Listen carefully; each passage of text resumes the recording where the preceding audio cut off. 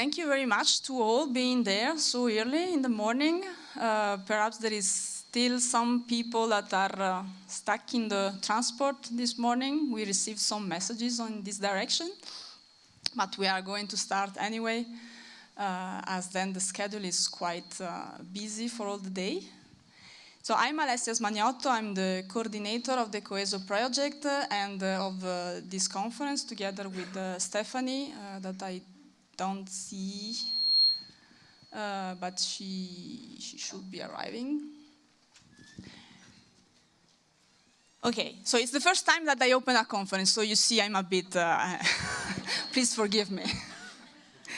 Okay, so thank you very much again also for being there, and I will start with the institutional thank you, because we received a lot of support for organizing this conference, and we are very happy to having organized it here at Campus Condorcet.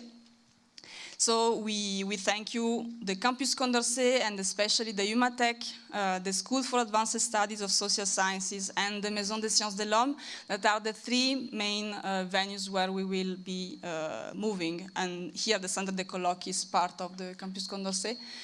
We will move between these venues these 3 days. So I thank you really, all the staff for the venue and the logistic support that has been generously provided.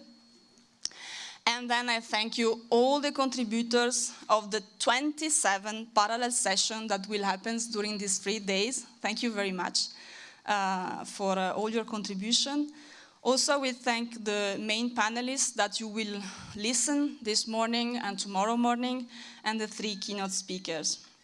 And of course, the organization staff that supported all the organization during these 3 days. You have program in your bag that has been printed last week. Some changes happened during the last week, but everything is up to date in the website. So you will see the QR codes around you and also in the program that you have printed, so you can check the last minute changes in the website. So I would like to welcome first Hélène Roux, Director of the Research Development Department at the EHESS, l'École des études en sciences sociales, for our first welcoming introduction. Thank you, Alessia.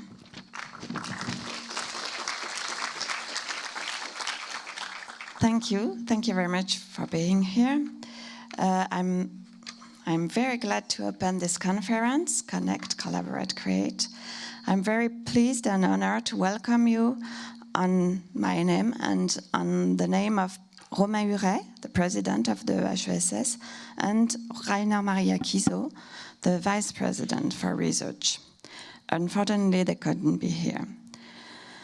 So welcome to the Campus Condorcet. The campus brings together 11 funding members: EHESS, CNRS, INED, an institution for demographic research, and some of the leading social sciences universities in Paris.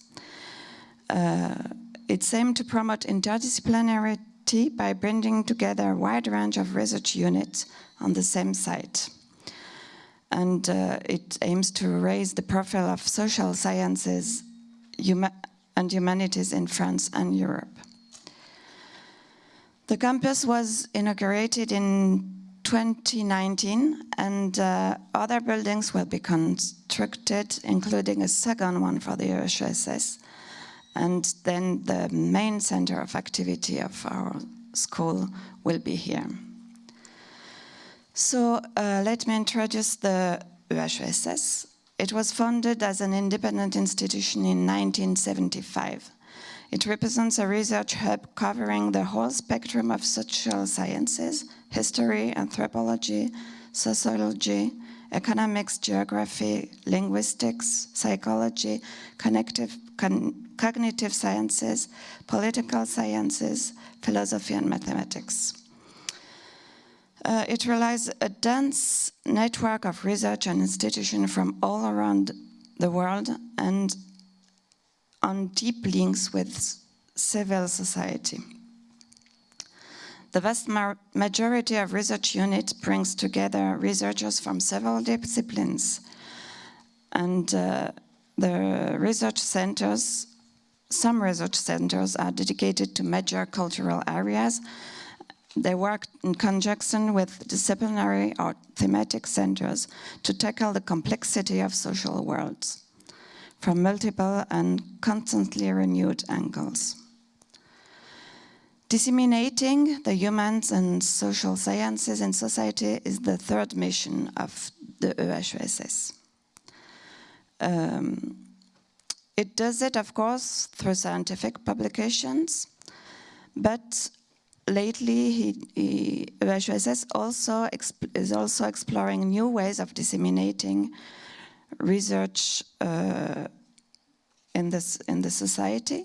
For example, it launched in 2020 the Carnet de l'EHESS, an original initiative at the crossroad of research and promotion.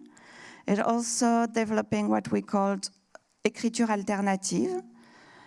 So, for example, creating documentaries with the help of filmmakers, artists, journalists. Another original initiative is the Festival Aller Savoir, which takes place each year in Marseille in September. And the festival is for the general public, and it is both a time of reflection and meetings.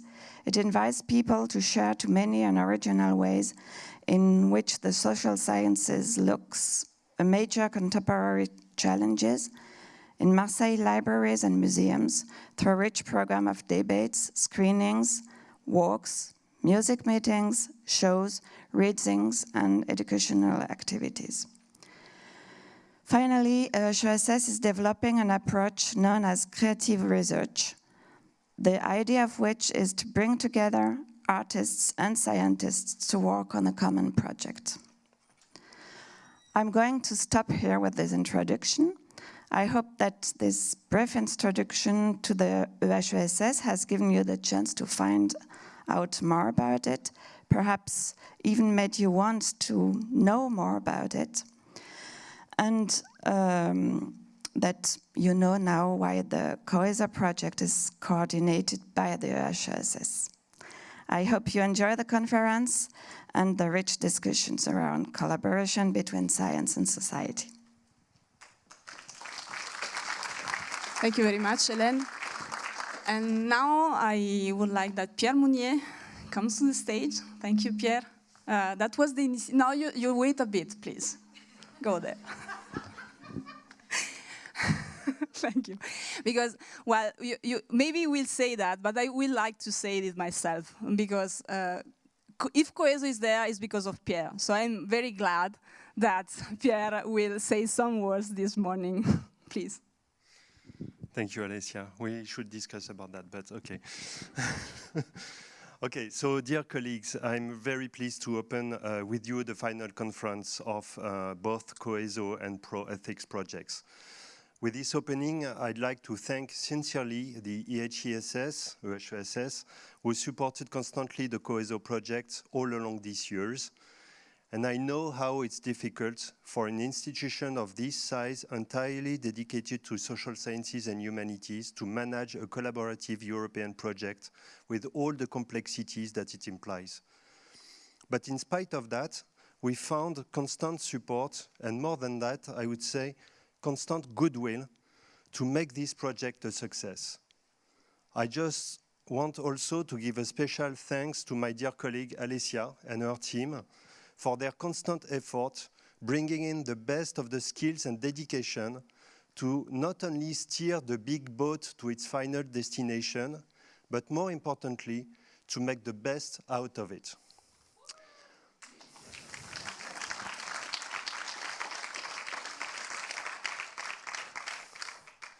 Wow, it's transforming into a rock concert now. I'm representing here, that's not the rock and roll part of my discourse. I'm representing here two open science infrastructures.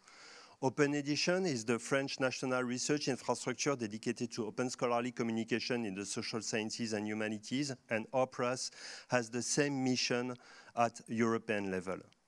We are infrastructures in support of the implementation of open science in research. But what does it mean exactly, open science, in the context of social sciences and humanities? From my experience working within open science infrastructures, I have the feeling that the growing institutional support to open science, which is a good thing as such, who can be against opening science, has, however, side effects that deserve to be considered carefully. More and more, and that's particularly the true for researchers in social sciences and humanities, open science is perceived as an external injunction, as a policy constraint that takes the shape of a checklist. Do your DMP, check. Put your deliverables on Zenodo, check. Publish your papers in OA journals, check. Release your datasets with open license, check. Involve citizens in some sort of way in 1 or 2 workshops, check. Yesterday, I was participating in an internal seminar at OpenEdition where we had a fascinating discussion about the meaning of open science. Beyond the formalities, what does it mean exactly to do open science? What is the spirit of it? My perception is that your projects give a possible answer to that question, among others, of course. And this is particularly relevant in the very moment we are living currently in our societies. In this dark period of time, our societies seem to have given up with the hope to amend themselves and to improve the human condition. For me, the projects you have been doing are precisely working against the dreadful trend, because they are founded on the idea and the hope that by supporting researchers and other actors from the society to work together in co-producing knowledge about human societies, by bringing ethics in innovation, it is possible to improve those societies, and not only with technology, but with better social relations. You have not abandoned the hope that knowledge about human societies is the best instrument these societies have to address their needs and to improve themselves. And by doing that, you define what is the true spirit of open science. In the meantime, I think you bear the legacy of the founding fathers of social sciences, such as Émile Durkheim and Marcel Mauss, for example, whose academic work was constantly fed by their personal engagement as citizens in the society. So I am grateful. I'm grateful to you, the COESO and pro-ethics communities, for showing that this spirit is still alive and for supporting so well knowledge as the best instrument humans have to improve their condition. May you continue beyond the duration of the projects. May you grow, be stronger, and bring us more light as we are desperately looking for some. Thank you very much.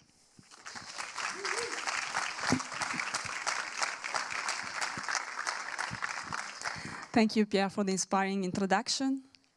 Margaret, you just ran through the metro transport in Paris to come here. Thank you very much. Margaret Gold, so from Leiden University and Pro-Ethics Advisory Board member. Welcome. Thank you very much. Just-in-time delivery after getting thoroughly lost in the metro system, indeed. But it's a pleasure to stand here today, and it's so kind that you've invited me to be part of the launch of this conference. As an advisory board member of the Pro-Ethics project, I got to observe from close hand the developments, the progress, the learning in that particular project. And as a member of the European Community of Practice of Citizen Science, watching COESO do some really wonderful work, some lovely piloting, both with a piloting principle in what they're doing, and both with a focus on putting it into practice. Implementation, integration, operationalization. This is the missing phase that we've had. If you look back over the past 2 decades, or even longer, the European Union has actually had a focus on engaging science and society much more closely together, and engaging citizens, society at large in research and innovation, going all the way back to the first focus on ethics and social aspects in research innovation, and then in subsequent funding programs, science and society, science in society, science with and for society, and all of these streams, research and innovation, and then responsible research and innovation, RRI, and citizen science have been side by side, also with science communications, public engagement as the glue between those two, progressing throughout and not always terribly clear. Both fields spending time talking about what is it and what is it not. And in the case of RRI, I think many people still felt it stayed a little bit on the vague side, perhaps not consistently implemented across all sides. But we now are in this lucky phase where we're now weaving it in. We're ingraining it in how we work together. So it is no longer a standalone SWAFs program off to one side. It is participation, inclusion, responsible research and innovation woven throughout everything we're doing across all of the focus areas of the European context, in the Green Deal, in the missions, and all of the ways that we are researching or innovating, and we're doing it together. So in front of you, you have a 3-day program, and I congratulate the coordinators of these bringing this program together, because in the spirit of citizen science, of course, it is a co-created program. And they've done a lovely job of not making you have difficult choices too often. There's a few spots throughout the agenda where we have parallel sessions, and it is an absolute richness of choices you do have to face then. But it gives you an opportunity to deep dive into what was learned in practice, what came out of these pilots, recommendations come out in terms of how do you now implement, how do you now integrate, and how do you now operationalize these types of participatory practices?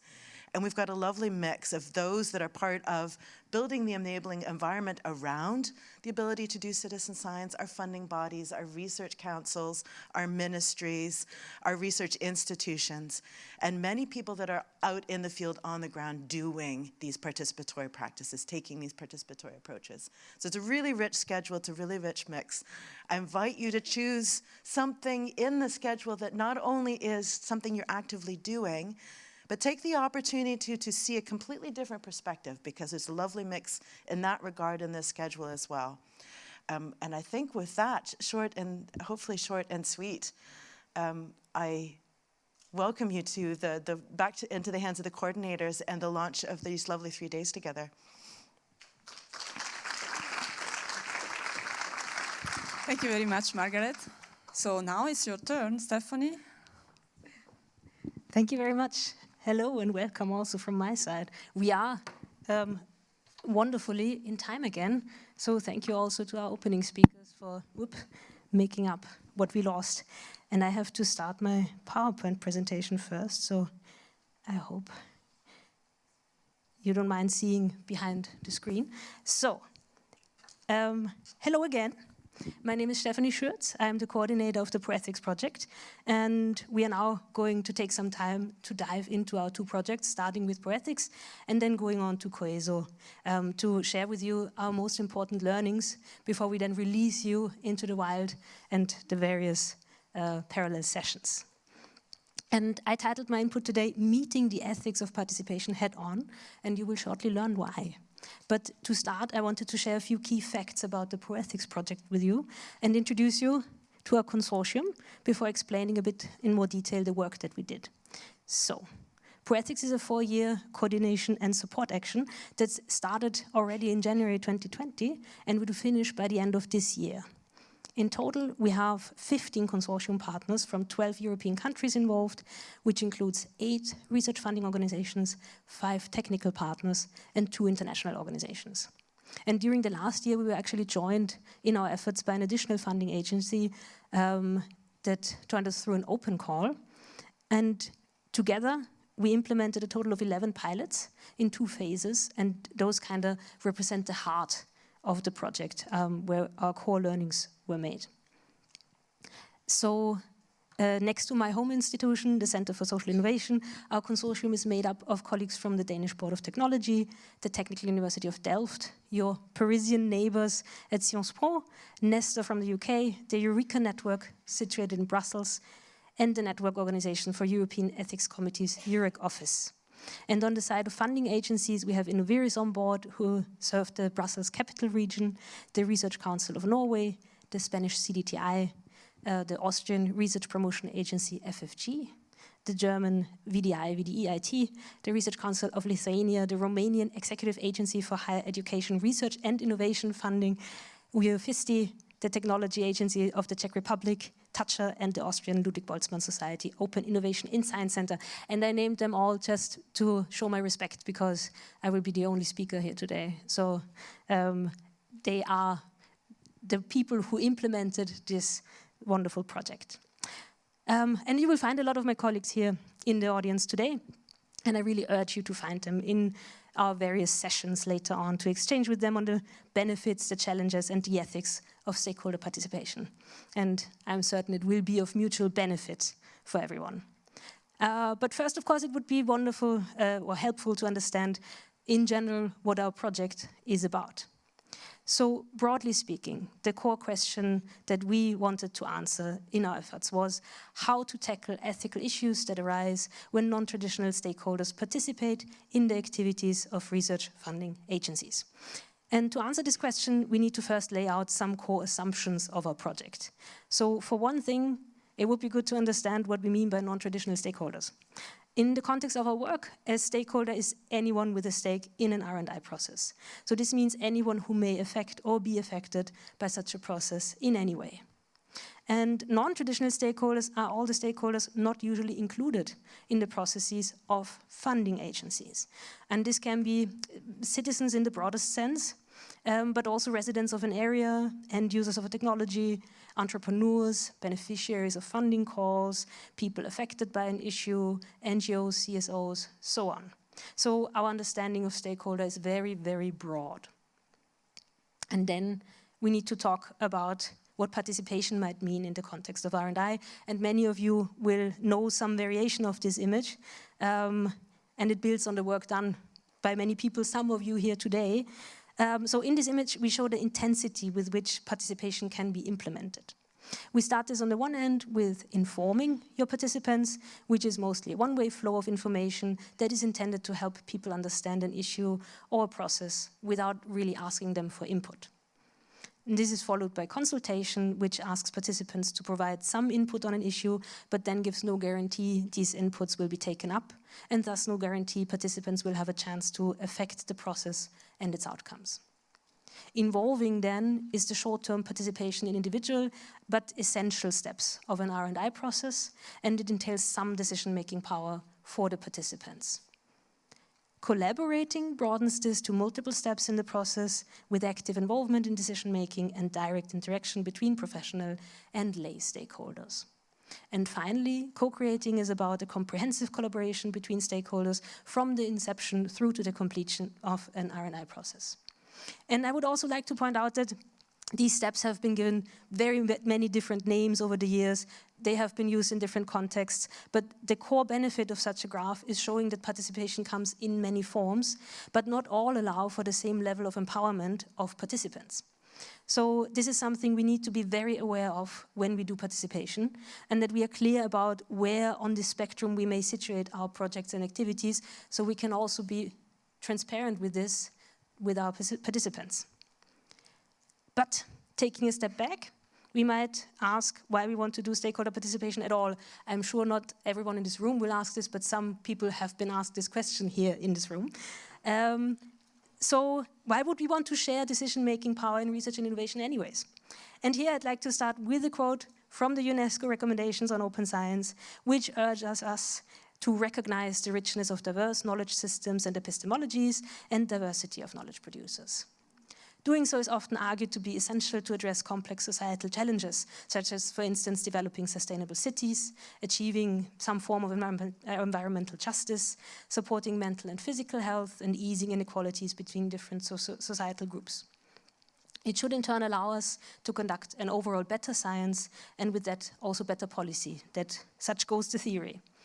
Equally, this push of opening up science should lead to better and more democratic policy making, providing not only a better evidence base for policy, but in turn enhancing trust in democracy, trust in governance, and trust in science. And finally, opening up science and innovation is also really just a fundamental democratic right, which in turn promotes inclusion and may lead to a fairer sharing of the benefits of science among the wider population, who, after all, funds a lot of what we are doing with their taxes and our taxes. So, in terms of strategic embedding, participatory approaches have been codified in a variety of paradigms, including in responsible research and innovation under the banner of public engagement, in transdisciplinary research, in open science, in citizen science, and of course in the mission-oriented approach to research and innovation. And as such, stakeholder participation in R&I has become a cross-cutting issue throughout the science system. What is special about ProEthics now is that our main target group are research and innovation funders, which we shorten to RFOs, so you will hear me say this a lot. RFOs play a crucial role in the research and innovation system, as they're responsible for co-defining strategic agendas and framing the topics addressed in calls, and both in the structure and wording of their programs, that is.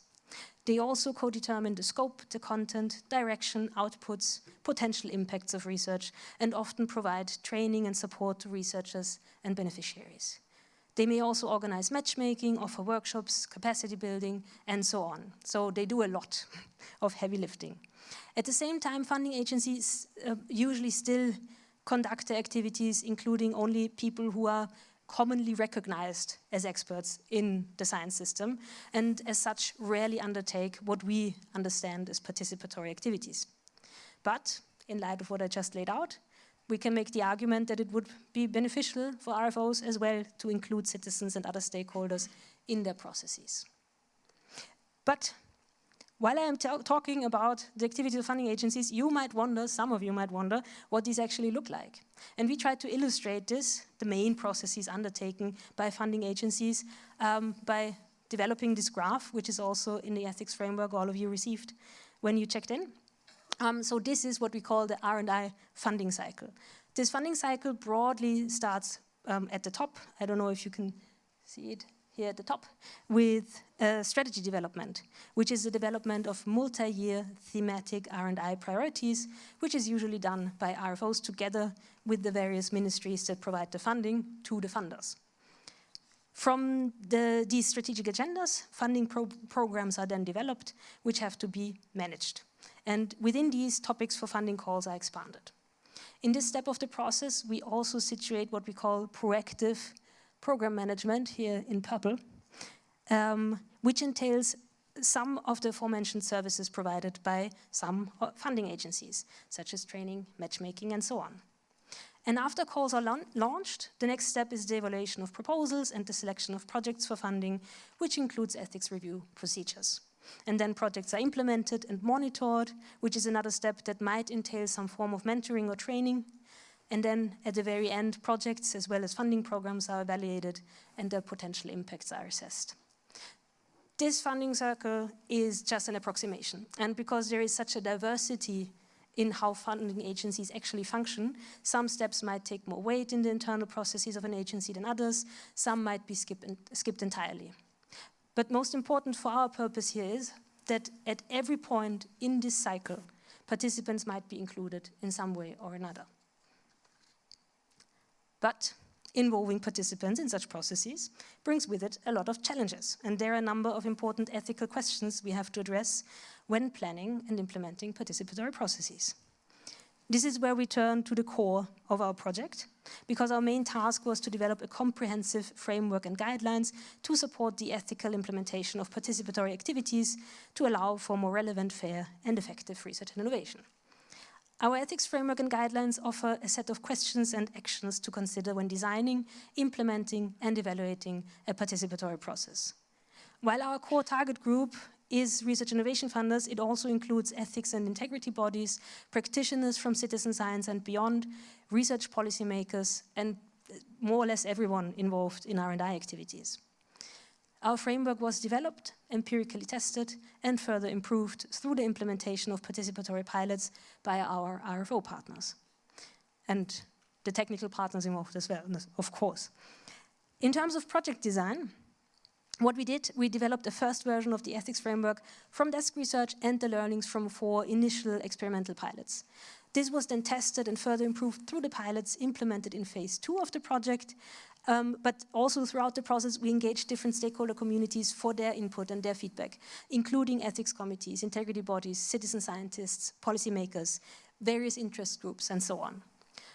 Through this intense testing, cross-learning, consultation, and reflection, we arrived at the final version of the framework and guidelines that I will go a bit more into today, but you also have it in your hands, I hope, and can have a look at it at any time. Before I do that, though, I want to give you some impressions on the work done in our pilots, which were 11 in total. In terms of participants, this is the impression, yeah?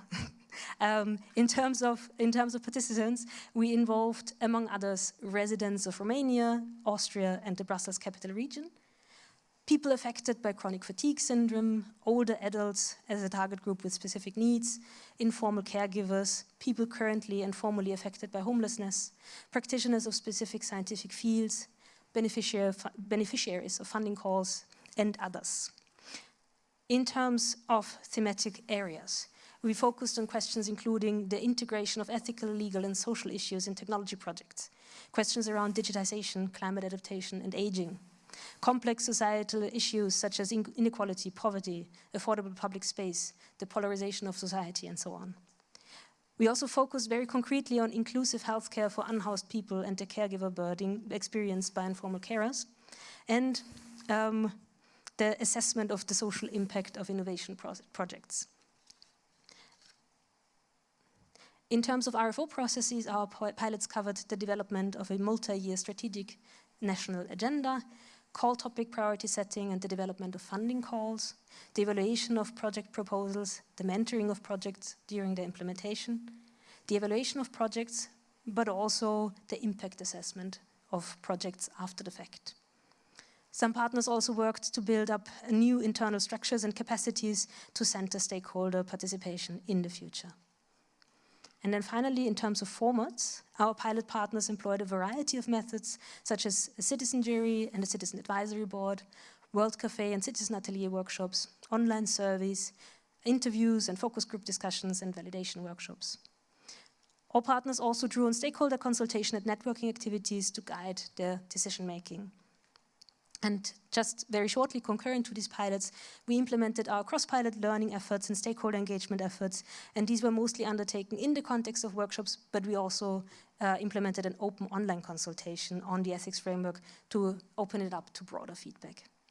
And then finally, I also want to mention our advisory board, who has been of immense value to us throughout the project, and these are Margaret, who already said a few words today. I can't find her right now, but she is here. She leads the Citizen Science Lab at Leiden University. Christopher Antola, who is part of the ALEO Permanent Working Group on Science and Ethics, and was also involved in developing the European Code of Conduct on Research Integrity. Sanna Kaiser-Spov, who is Secretary General of the Finnish National Board on Research Integrity and Chair of ENRIO. And Angela Wroblewski, who is an expert on gender and diversity at the Austrian Institute of Advanced Studies. But now the time has come to look more closely at the ethics framework and what our guidelines may do for you. So broadly speaking, our framework is divided into 2 parts.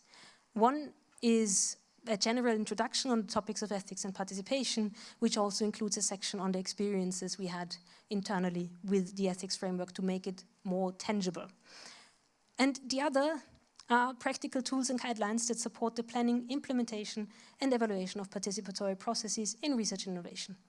And the second part I want to focus on in greater detail now, because it is the most actionable output we have produced in our project. When you open the tools and guidelines, you will find on page 17 this wheel, which directs you to 6 different action sets. These action sets contain recommendations on, first, the structure of participatory processes, the focus of participatory activities, the types of participants you might want to involve, potential ethical issues and risks that might come up, how equal and meaningful dialogue might be fostered, and on the topic of monitoring and reflection of participatory processes.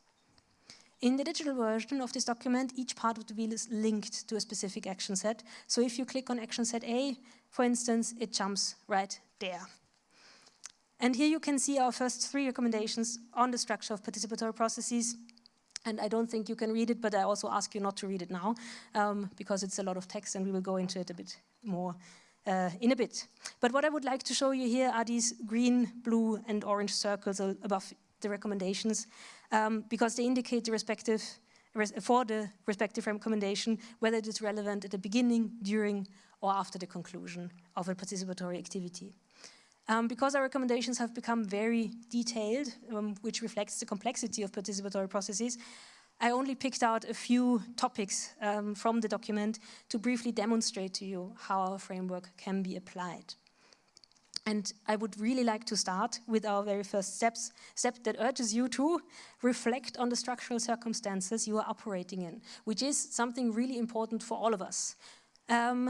Because specifically, our recommendation is that you start planning when you start planning a participatory process at the very beginning, you become aware, you make yourself aware of the specificity of your situation.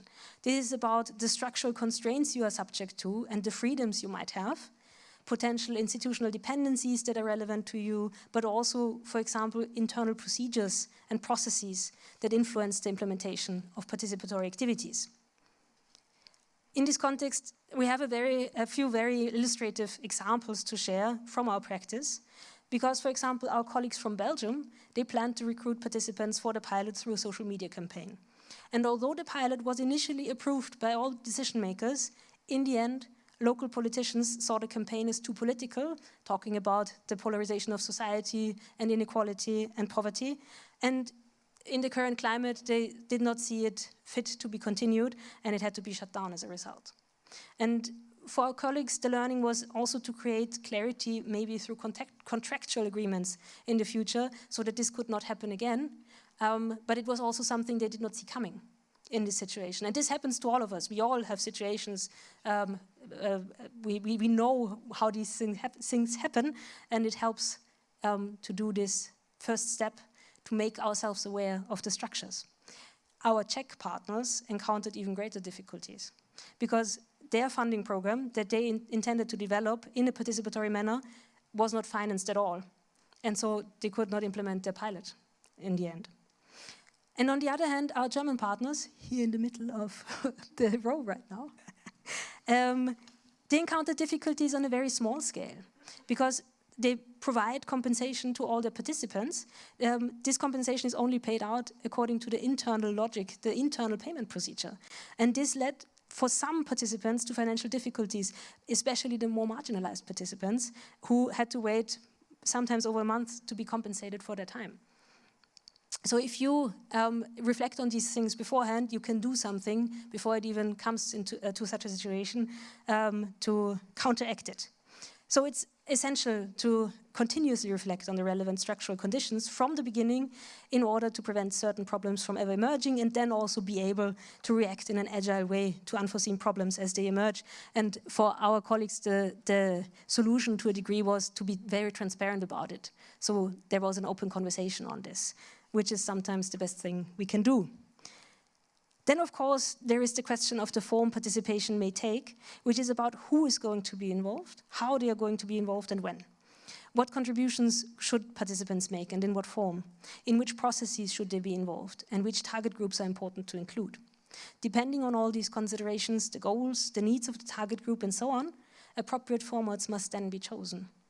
And here it's important to note that the order in which decisions are made is not entirely clear-cut. You have to have iterative loops, go back often to find the most appropriate answers to these questions. In addition, participatory processes always require that you remain flexible. So in the best case, we are prepared to adapt these decisions should it become necessary. It is also extremely important to explore from the very beginning the goals and impacts of a process. This is about identifying the intended and potential unintended consequences of a project or activity, but also about possible desirable and undesirable changes we might bring about. Impact can be explored in terms of the specific stakeholder groups that might be affected, but also in terms of potential areas of impact, such as social and societal impact, political impact, institutional impact, environmental impact, and so on. In any case, we urge you to include potentially affected stakeholders in identifying these impacts and concretizing the goals of a process or project. Impact modeling is an essential aspect of expectation management, which is then again important to have clarity with our stakeholders, for all stakeholders, about what they are doing, what we are doing, why we are doing it, and what they can expect out of it. I also want to point out that there are a variety of impact assessment models out there, and it makes sense to choose the one fit for your purpose. In any case, be mindful of the scope and the concrete focus of your participatory activity. And we also share some of the frameworks and resources in the ethics framework. You have the links here, but you can also find it in print and online. Finally, I would also like to turn to the ethical considerations that run very explicitly but also implicitly throughout the document.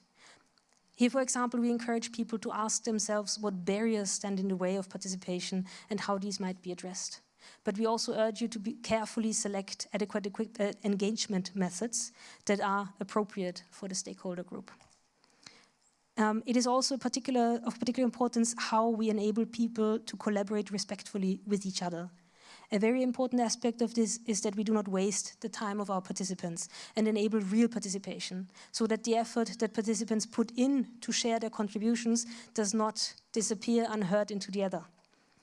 In any case, it is imperative that we are transparent with the conditions within which a participatory activity takes place, including the roles that different stakeholders have in the process. And this is something that might evolve, so we might find ourselves also in different roles than we are used to, carer for a process more than scientist.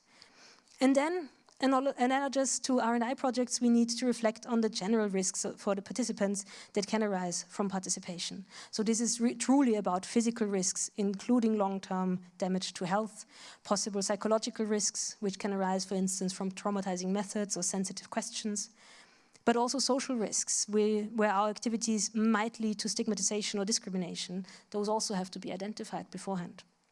In addition, questions such as data protection and privacy must always be considered, as well as, for example, the question of whether insurance coverage exists for participants, if this is relevant. So if you go out into the field with them, that might be a question you should ask beforehand.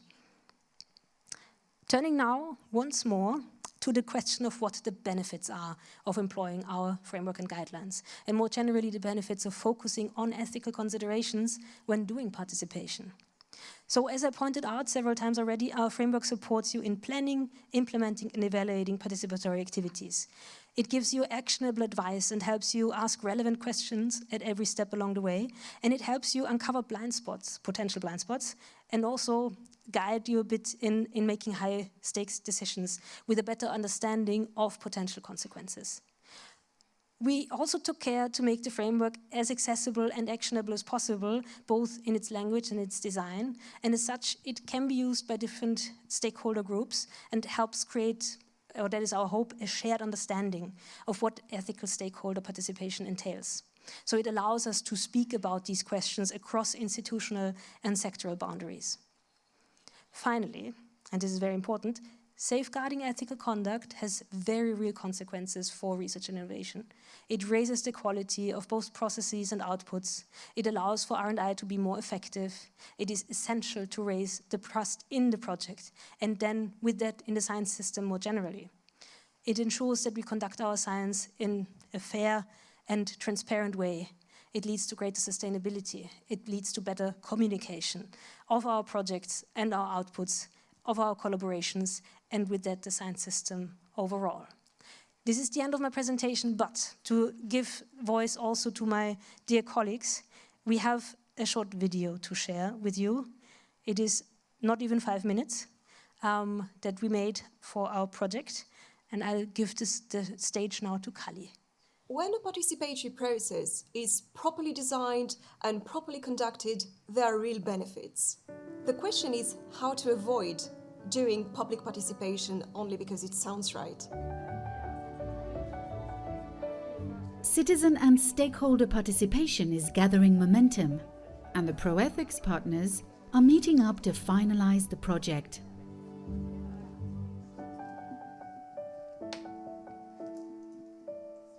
ProEthics is a European Commission-funded project with a large consortium of partners from a number of different countries, research councils, research funding bodies, who together are producing ethics guidelines for engaging citizen participation across the entire research agenda-setting process.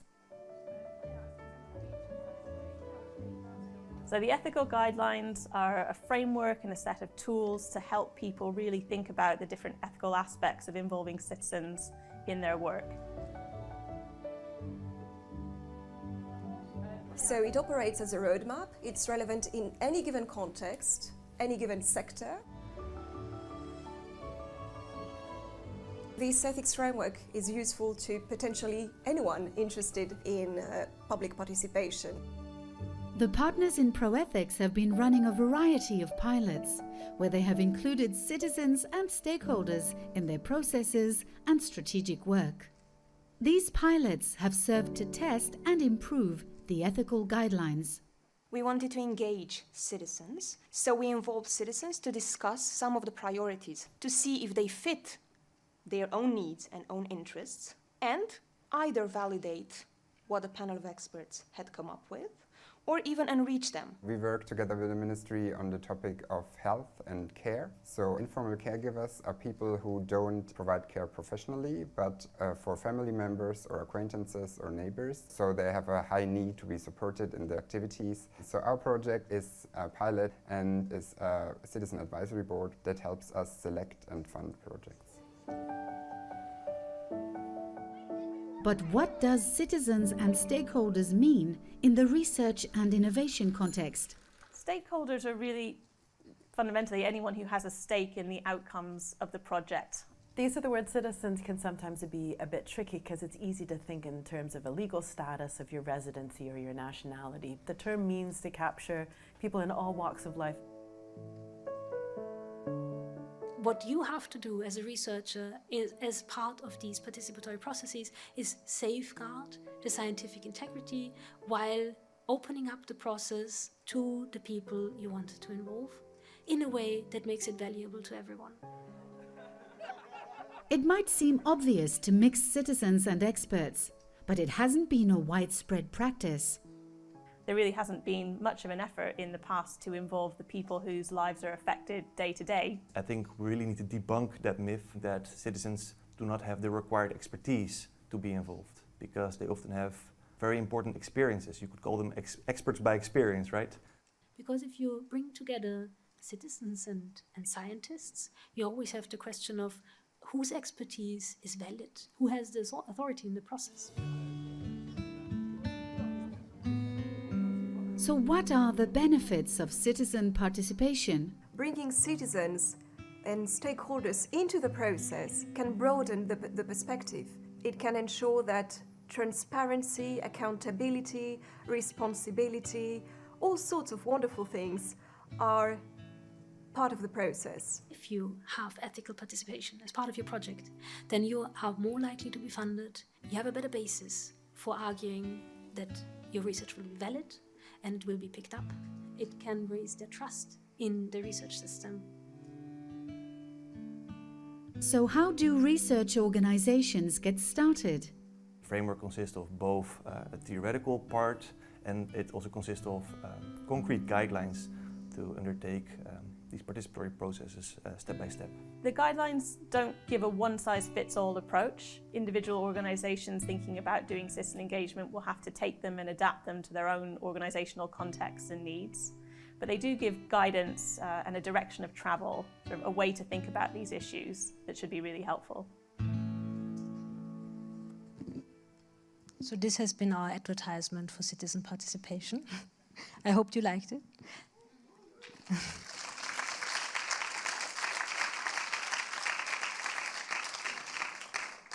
And with that, I think I'm handing over. Oh, we have enough time for questions. If you want to discuss, please, now is your time. How lucky we are. any questions, comments, follow-up?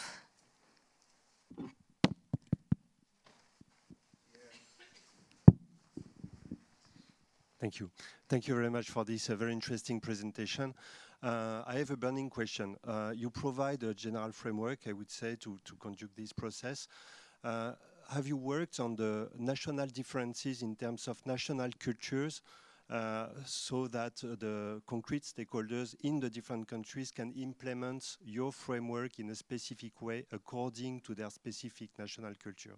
Because this is the burning question in Europe particularly. Yes, yes, it is a very important question. We did reflect on that, and we tried to give our guidance in a way that is abstract enough so you can take it as expert of your ecosystem and then apply it to these different contexts. But we do not have broad guidance for each culture. It is a bit, I don't know, it would have made it longer, and also, you know, you do not want to offend. So it can be a follow-up project then? It can be a follow-up project, yes. Well said.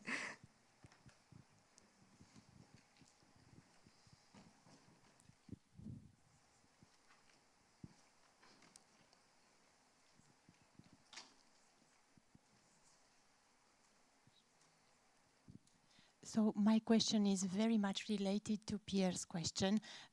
We as researchers, when we apply for a research project and we deal with the ethical questions, then we don't know where to whom to ask, or so the ethical burden, the ethical aspect burden comes back to our shoulders. So okay, in our university we have an ethical board. I go to them and I ask them, okay, what if I want to involve citizens in my projects? Then I say, oh, this involves ethical questions and so on. Ethical aspects, but then it comes back to me to do the research on the ethics and something like that, and we do not have not the time nor the expertise to do that. So my question is, do you have any national contact points, or a person at national level or several other persons at national level that can help researchers with the ethical aspects, because we don't have time nor experience to deal with them, and that would be a huge help for researchers. Thank you also for this question / comment, because it is really, really important. I think there is a need to create new sort of ethical contact points, ethics hubs that take on this responsibility. We do not have this now, and so there is no true responsibility, and we kind of treat ethics currently as a checkmark thing. So we have this checklist, and then we do it once at the beginning of a project, and then it's kind of done, and that is not good.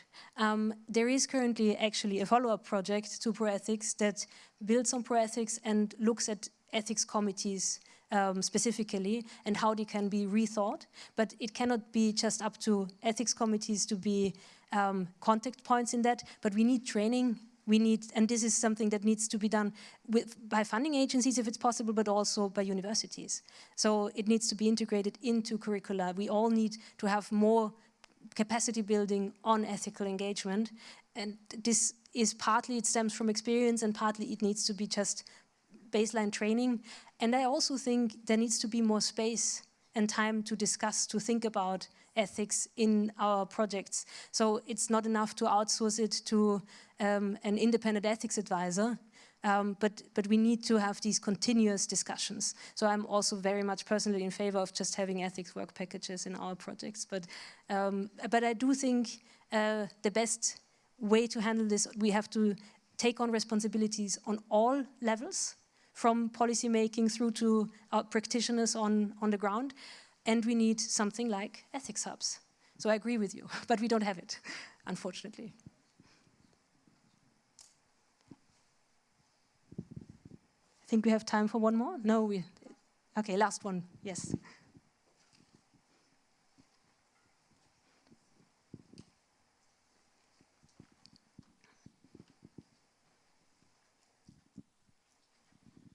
Thank you. Firstly, I just wanted to thank you for the presentation. It was very helpful. One of the things you mentioned was that came out of this framework was a multi-year strategic national agenda. Can you speak a little more about what the process was like and what the national agenda finally looked like? And was it national agenda for each of the partnering countries or something overarching? Just some more details on that. So this was one pilot done by a Romanian partner, and they have, the timing of the project was very well aligned with their national strategic agenda development process. So they have these multi-year agendas that from which the funding calls and the funding programs are developed. And usually this is done purely by experts. And their pilot of EHESS opened this up to more or less, it was about validating and enriching it. It was less about co-creating the strategic agenda, because that was not, like, the ambition was too large. It wasn't possible in Romania in the current ecosystem. But the core topics were developed with experts the usual way. And then the Romanian partners implemented 2 World Café workshops with a total of 60 citizens. They tried to be very broad, like in terms of demographics, to invite people from all walks of life and enrich this with them. The thing is, regarding participatory approaches, you always have to go either breadth or depth. Usually there is not enough money for both. And they went into depth. So they really had this intense process with only 60 people, but it was, they went out of it with very much motivation to repeat this. It was positively seen by all stakeholders involved, with many asking when would this be repeated. So it was a very good pilot to build something bigger from. I hope this answers the question. Thanks. So with that, it is now really time to hand over to Alessia. Thanks so much. Thank you, Stefanie. Okay, hello again. Still me. So Alessia Smaniotto, COESO project. That is coming to an end after 3 years of work, but you might have noticed that in the title of the conference there is no mention of final conference. So this is not the final conference of the COESO project, but is the beginning of the rest of the life of the outcomes of the COESO project, and especially the platform, the Vera platform you are about to hear. That has been designed during the project to support participatory research in the SSH. You see there is some keywords in there, so SSH, CET. So SSH, for who is not used to these keywords, is, well, this acronym is Social Science and the Humanities. So sometimes I might go fast and say SSH during my speech. This means Social Science and Humanities.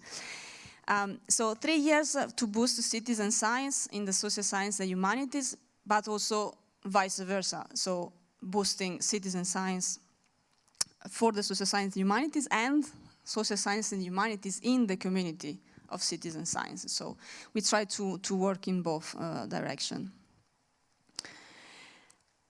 I have to find out how to move the slide now. Here it is. Okay, it's not the first time that I present the COESO project, but each time I present it, there is some comment that is something like that, that there is a puzzle that has to be solved with this project, and it's not that easy to understand what we did and what we are wanting to do.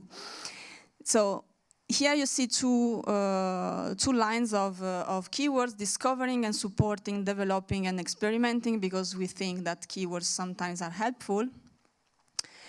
But then when we try to ask, well, to address the demand of being more clear, so then we start in trying to understand, is this a double layer schema, a flip inside thing, so trying to build a storytelling. So COESO is a double layer project, a framework for field research. So we had 10 pilots with different SSH disciplines that involved artists, journalists, members of associations, local authorities. But we also observed and tried to understand as much as we can this collaboration inside the pilots to co-create with them a digital framework for citizen science in the SSH, so the Vera platform. So is this a puzzle? I think in the end it is a multi-dimensional puzzle, and we are not going to solve this idea. I mean, it is. And the good thing is that we have one keywords for each side of the cube. So not only discovering and supporting, but also developing and experimenting. And the other keywords that we want to highlight, and I hope I will be clear during my presentation, are the space of collaboration and public engagement to implement citizen science in social science and humanities.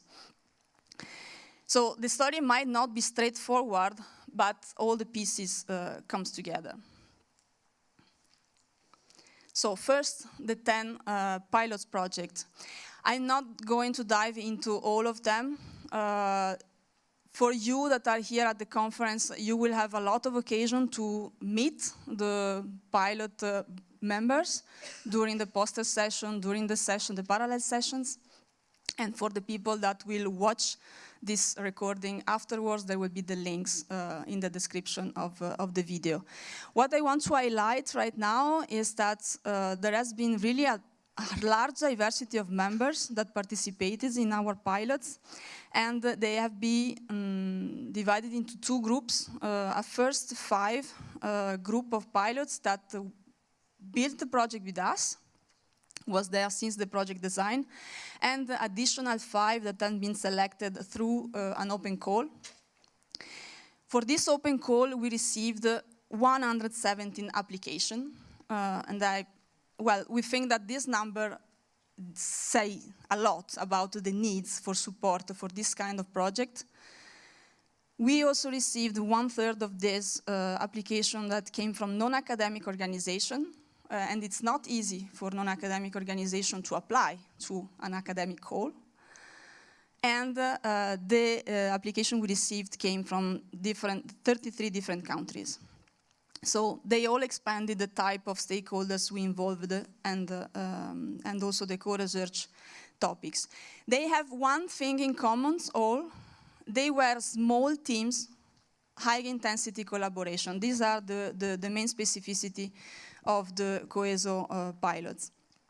And then there has been also a large attention to inclusivity involving social disadvantaged groups, communities from developing countries, and also vulnerable people like children, aging persons, and people with disabilities. So I will really invite you to go to meet our pilots during the poster time, and also for who is listening now to watch the pilots blogs you will find the link in the description. So we wanted to bring together a variety of stakeholders and engage with them. To do what? To develop a collaboratory. Sorry, I'm diving into Italian, English, French, so sometimes my accent might be weird. Please forgive me, but the people who knows me is used to that. So the Vera platform that is online actually and can be used, all of you that will find the QR codes around can just open it and register. So it's there to help you discover partners, manage projects, participatory projects, of course, find funding, and get visibility for your project. Vera this is some screenshot, so you are also the direct link to the platform. It's nice, huh? Well, it would be nicer if you go live to see it on your browser. So it's not a standalone product. It's not a standalone service that will just die after the project will end, but it has been supported by an European research infrastructure that is called OpenEdition, and it is part of the service portfolio of OpenEdition. So this is the first main important message to say that the Vera service is connected with the other European research infrastructures, and that make it but that is promising for his future life. During the project, we have also worked to connect the service with several other existing platforms, among which EHESS, that is a platform for blogging in the social science and humanities, with a two-way flows. So on one side, the Vera project can be seen in the back end of EHESS, and in the other side, the blogs of EHESS has been used by our pilots to tell the story of their participatory research. We also work to connect Vera with the EU Citizen Science platform through a system to send the application of project to be seen in EU Citizen Science. And finally, as you saw in the previous slide, Vera is also there to help find funding. It is connected with a database of funding opportunity that is called Funded. I told about Funded in the last because this makes the transition to the next point. We in COESO also worked to advocate for more funding for SSH citizen science. And we worked producing a landscape study on citizen science funding, also on an advocacy action plan for funding for citizen science in the social science and humanities. We engaged directly with funders through a national workshop and an international workshop, and we summarized the outcomes of the discussion in a policy brief that is available on Zenodo. I will not say check, but it is available on Zenodo. So another COESO objective was enhance financial support to citizen science project in the SSH. So we have also an additional objective that is assessing the quality of collaboration. To realize this objective, we made an experimentation. That was the development of cooperation analytics. So the aim was defining a set of indicators for measuring ongoing pilot project practices, encouraging their reflexivity about their cooperation process.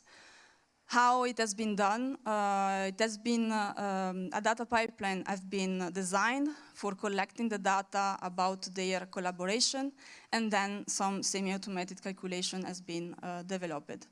Why this experimentation has been run? Because the idea behind was to take the records and try to assess a plurality of cooperation models, also to make this process more transparent, especially for the pilot participants. So this is a self-assessment tool. It's not an external tool that will assess from outside the work of the members of the collaboration, but it is for them to understand how they are going through their collaboration. So, summing up,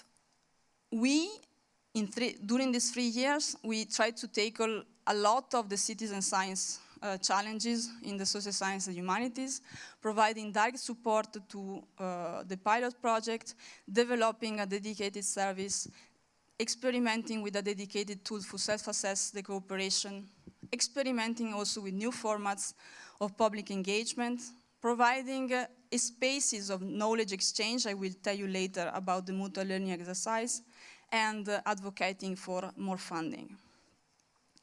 So this is a variety of action, but only one research and development action that is gathered around the idea of a collective collaborative engagement for the societal issues that the pilots were willing to tackle.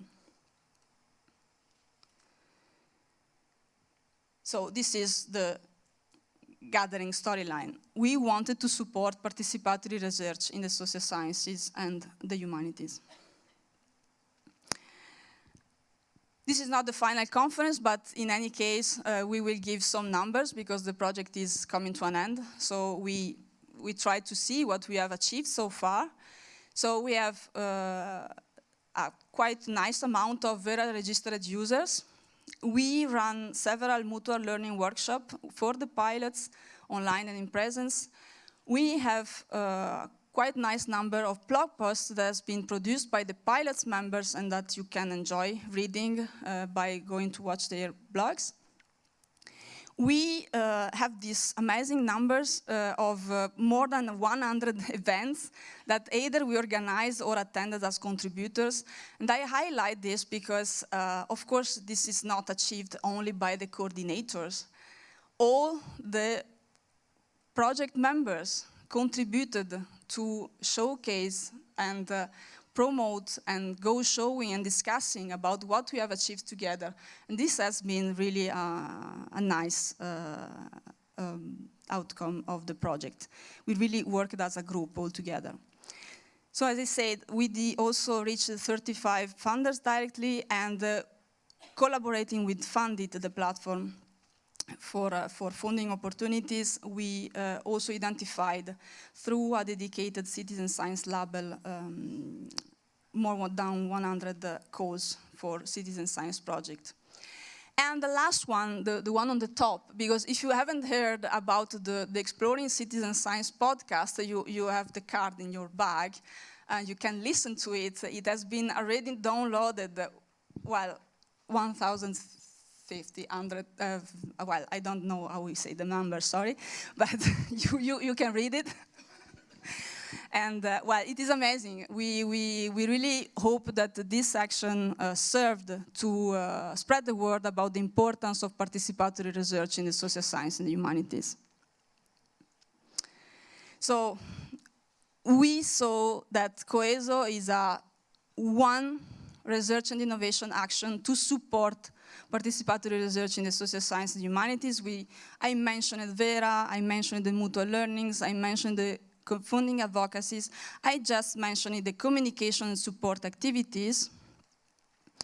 And these communication and support activities, along with the intensive traditional communication and dissemination things that we usually do, so engaging with a large diversity of professional communities, we also explored formats allowing to reach a larger public. So one is the podcast I just mentioned, and the other one is a trilingual article series targeting European youth that you can find in the Cafe Bubble website. Now, the last point, what it takes to support the small-scale, high-intensity pilot project. A kind of openness to experimentation really need to be there. So we provided help and support for all the pilots blog for them to use the blogging spaces to talk about their project in their own languages. So the different pilot projects speak the languages of the project, and they have been supported by a dedicated community manager. They also experimented different kind of writings altogether, not only the blogs, but also report. They participated in the report, and they also participated in co-authoring academic articles. So the non-professional researchers of this pilot that came from different backgrounds actively contributed to the production of this new knowledge as main authors of the project report, co-authors and co-editors of the blogs, and co-authors of the academic articles. This little highlight on, how to say, share what they have done by their own, show how we experimented the different forms of public engagement, but not only at the pilot level. We also, at the coordination level, experimented a new possibility to render ethnography, for example. So with this website that tried to experiment a new visual way to tell the story of one of the pilots through an interactive object that allow to exploring the different set of materials, so the interviews, the archive, the focus group, the portraits, through different scenarios. So here again, I invite you to take a look during the poster session or following the link under the description of this video to find the website. Memory Call is another tool that has been used within one of the pilots. It's a free and open source web application that aims at recording and documenting a creative process. So how we do it? It is a multi-document and temporal and spatial reading of the whole creative process. So this is two other examples in addition of the previous one to say how we try to experiment different ways to engage with a diversity of public, to make them understand what has been done, how it has been done, and let them enter the research process, the co-creative process of the different pilots.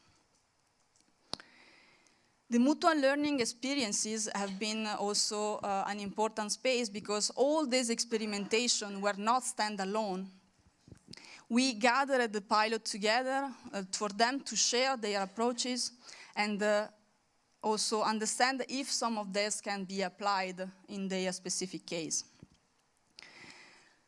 We also supported the exploration of the replication of the methodologies used by some pilots. So for example, here you see the dancing philosophy one and the Babel Academy that was a collaboration between a journalist and a political scientist. So they both brought their methodology to their own professional communities, testing their formalization and the possible replication of what they developed.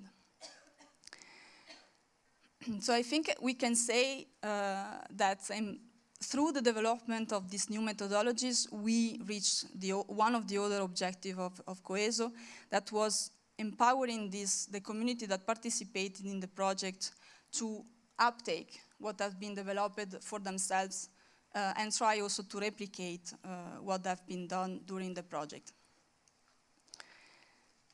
A different series of outcomes that are also the benefits for the pilot that participated in the project is not an exhaustive list. It's just to make a few examples.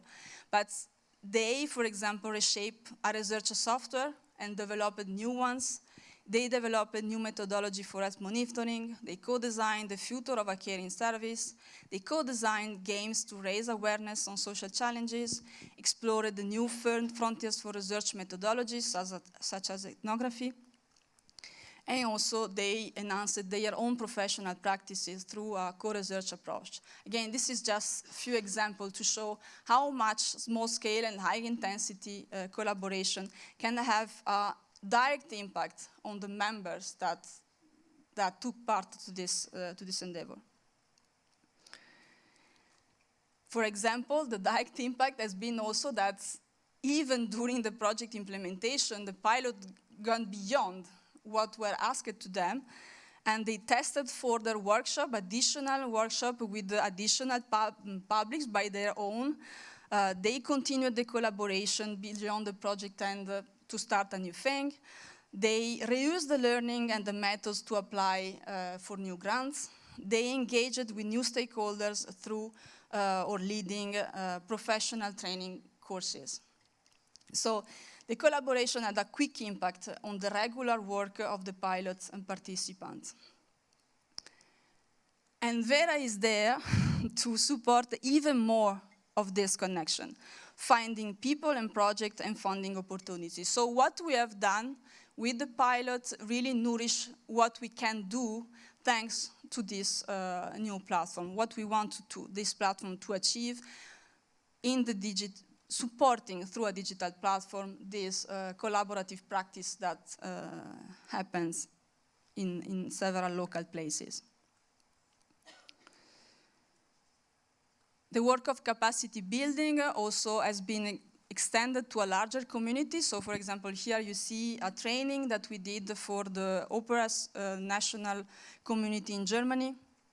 And we can say also that the training for citizen science and social science and humanities has been then added to the portfolio of training that the openness infrastructure can provide. I'm almost finished. I haven't checked the time. I'm sorry for that. So the story short again is that we want that citizen science and social science and humanities is visible and discoverable. We want them to be supported. We think that it needs to further development and space for experimentation, because this collaboration led to a real public engagement of all the members involved. So this is why we wanted to give support and visibility and support collaboration and public engagement through all the different support activities that we run within the project. Of course, this couldn't be possible without a huge amount of organization and person behind. This project has been funded by the European Commission. So we had a grant for 3 years. It has been a really important opportunity. The project is supported by an European research infrastructure, that is OPERAS, and it has been implemented by 19 organizations in 6 different countries, with the addition of the further organization that participated in the new pilot. So there is really, really a lot of engagement by an amazing number of people, and of real people besides. So I'm really grateful, and thank you really all the members of the COESO project, because it has been amazing working with you, and you all provided a wonderful, wonderful contribution to this 3-year project. So thank you very much.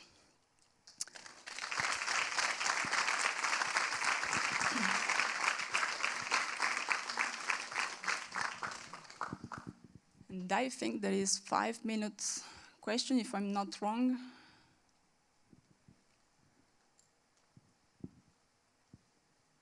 You are not obliged to ask questions. You can ask questions during the coffee break.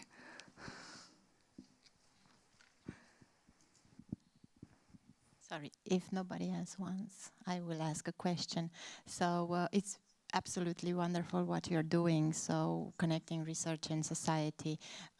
Usually society is more, has doubts participating with research. But recently in our university we are also trying to develop this part of connecting research and society and providing services for society and involving citizens in our society. And to tell you the truth, I have recently been to one of my colleagues in one faculty, and I saw how they were so how do you mean involve citizens in our research? So how about the citizens, the researchers that are less willing to cooperate with society and involve society in their research? Because we also have this part of the researchers that say, oh, citizen science is not really actually serious science, and why should I involve citizens in my science? What about these researchers? How do you intend to approach this issue? Okay. To me, it's like the question of involving the diversity of citizens. So we said a lot of time we need to pay attention to the diversity of the citizens, the different aim, what they want to achieve. I think it's the same on the side of researchers. I mean, participatory research is not for all types of research. So there are some that want to be included because this fits with their research aim. If it is not, that is fine. So just what I want to say is, to me, it's just about keep telling what is worth in participatory research that this can bring to any research endeavor, and then respect when participatory research does not fit with different kind of needs for research. So just respect all the diversity, either on the side of researchers and on the side of the citizens, I would say. Thanks a lot for the very interesting presentation. My name is Julian. I'm part of the consortium of ProEthics, and I actually want to ask you a question about the link between both of our projects. And the question is how ethical issues arise in your project. Was it more like ethical issues on the practical level in terms of implementing specific pilots, or is it also that ethical issues are some sort of meta question in the coordination of all citizen science activities? Or is it maybe also a question of, like the previous question of, that it's maybe citizen science or participation is sort of societal imperative that you should do it, that is an ethical issue as such. So yes, how did ethics came up in your project? Yeah, thank you. So it's interesting that Pierre introduced with the images of checking the boxes, because during the pilot implementation, we all have to deal with the box to be checked. So be sure that the rules, the respect of privacy, for example, the data collection, and all this kind of procedural, ethical challenges to be tackled is formal. But each time we tried to go beyond checking the box and try to explain why we were doing that, why we were asking to do that, and why it was important to use them as a reflective tool about the data collection or the way they were working with the citizens. For example, in the case they were working actively with the citizens group. And it has been interesting because during the evolution of our discussion with the pilots, in the last mutual learning exercise, we actually used the ethical framework, one of the versions of the ethical framework, because it has been useful to be a base to reflect with the pilots about what they have done, what they could have done, or what they could still do with the pilot participants. So there has been the different phases, I guess, that Stefanie showed up. So starting with, yes, this might be only an obligation, but it shouldn't be just an obligation. So this is here for a reason. We have to reflect on that, and then we reflect it together, and we take advantage of the ethical framework to reflecting on a more structured way. Yes, thank you for the presentation, and to return back on the same question with another entry point. Have you any idea about a good connection? I was a bit puzzled because research and society is very asymmetric. It seems perhaps research institutions or research societies, small societies and diverse societies, and a broad society. So you've made some connections between small part in this big society with your pilots and project. So I know it's a long question, but what is a good connection according to you? The good connection. Yeah, well, because it's easy today to connect things.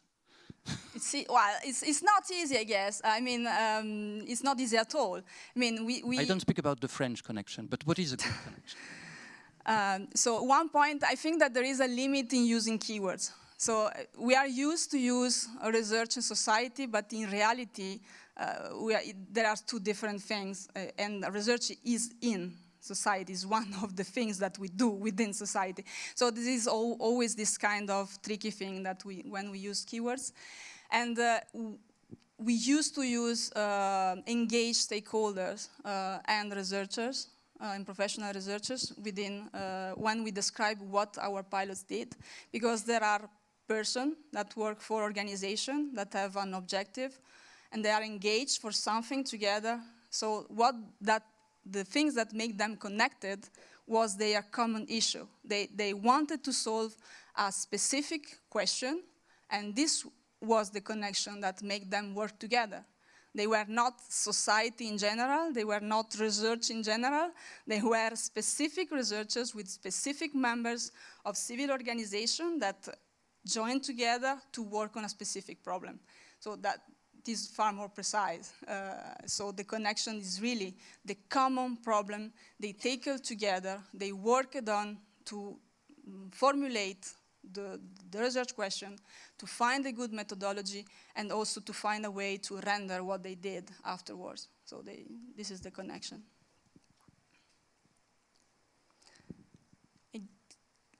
You want to, okay. the last one, and then we will free you for the coffee break. Thank you. So I have a question about the level of integration between the different components of what we could call the COESO system that you presented. So there is the Vera platform, there is the cascading funding scheme, there is the connection to fund it, there is the public engagement activity, transmedia, writing, the cooperative analytics, and so on. At the end of this project, do you have the feeling that those components should work together, creating synergies? Is there a positive effect of having them work together and being integrated in a kind of a system? Or do you have the feeling that finally they can have their own life independently from each other, and that's good enough? So that's a either-or question, but of course your answer will be more nuanced than my question, but I guess you get it. Yeah, so my answer is we need all this synergy. So this is why COESO is puzzling, because we really need to find the good way for all these components of the system to fit together. But it's not necessarily only one organization that have all this together. The most important is that the organization and the person supporting participatory research have really in mind this complexity that is needed, and keep working together with the different organizations that can support one pieces of the Rubik's Cube, but working together. This is what is, so the answer is yes, I think all these elements are important to support participatory research, because it is a complex action that needs a lot of support and have a lot of diversity of person, of methodologies, of challenges, and so on. So we really need a diversity of person that work for. But this support organization, in my feeling, is that we really need to work together to make the system together.